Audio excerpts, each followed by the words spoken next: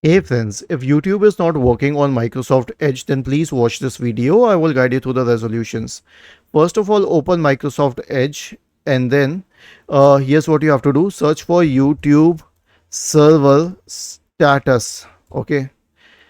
Now it says Copilot has answered it. It's not facing any problems. So it must be good to go. But if it is, then you will have to wait.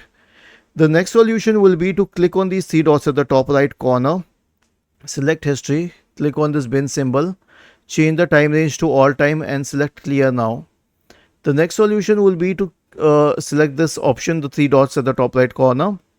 Select extensions, manage extensions and remove any installed extensions here, especially VPN extensions because YouTube does not support that, and any VPN on your computer otherwise. Then click on these three dots here and select help and feedback. Select about Microsoft Edge. It will start checking for updates and update it to the latest version if that is helpful. And finally, if everything else fails, then on the same page go to reset settings. Click on restore settings to the default value and select reset. Was this helpful? If yes, then please subscribe to the channel, and if not, then let us know in the comment section of the video on how we could help you further. Thank you for watching this video and have a nice day.